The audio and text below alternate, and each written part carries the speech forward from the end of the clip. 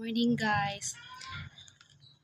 Um for today's video, first video, nako share ninyo. Sana niha. First, first ako i-share ninyo is about sa naitabo na ko gahapon. Ano ba yan? Ano ba yan? Today, I want to practice in Tagalog. Kaya ana sila, pupunta daw ako ng Manila soon. Kasi nandun ang mga kapatid ko. Lahat sila. Ay hindi lahat.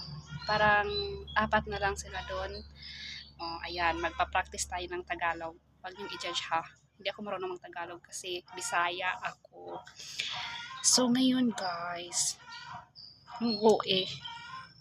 kagahapon, ang hirap talaga mag-Tagalog. Uy guys, ano ba yan? Ang ginawa ko gahapon is nag-review ng para sa board exam sa agriculture. So, nahihirapan talaga ako. And then, pag nakita ko dito sa answer, mali pala ang nalagay ko dito sa reviewer. So, magkamali na talaga ako niyan. So, kaya naisip ko kagahapon na pupunta ako ng market para bumili ng pang-highlight dito. Ayan. Kundi tiis na lang, makakaraos din sa Tagalog.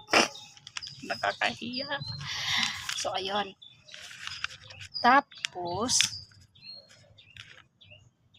ano ba talaga ang nakain ko kagahapon na naisipan ko magpagupit kasama ang classmate ko. So, hindi talaga ako sanay na magpakat ng buhok. Kasi sabi nila mami na wag lang daw magpagupit kasi mangganda yung mahaba daw ang buhok. Nakakaraos din. Maganda daw ang mahaba ng buhok. So, hindi ako nagpapagupit since sa Tagalog ng bata pa guys. Basta kay bata pa ko. So mo to, nagpagupit ko. Hila ni kamabaa. Ang iklik na. Tapos pagkagising ko ngayon,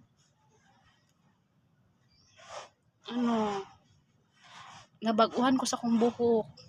Bala na, di ko marunong mag-Tagalog talaga, iwan. So, naisipan kong bumili ng wig. Tapos, ang mahal. Bakit lahat na lang mahal? Pati siya mahal. Bakit ganun? Wala pa din. So, yun nga ang nangyari sa akin kagahapon. So, ayun, ang liit na niya. Para kong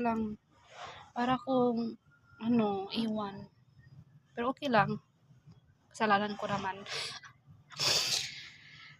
So, karon is alas 9 na. Pero wala pa ako nagkaon kay lagi nag-diet ko. Kagahapon nga nagising ako ng 10, tas nagbasa-basa lang. Tas naabutan ako sa oras na talaga ang Tagalog. Umabot ako sa 11. So, ayun. Lunch na naman. Tapos, hindi ako kumain. Guys, pakisabi ang uwi ko, no? Wala talaga akong magawa sa buhay. So, dahil ng background, guys, pero boarding house ni Oy, boarding house. Siyempre, kuhan lang para makatipid din. Muna akong boarding house, guys. So, comment kung okay lang ba akong buko. Comment sa comment. Kung dili, magpalit yung kong wig ani. Okay guys, bye. Mag-dinner pa ko.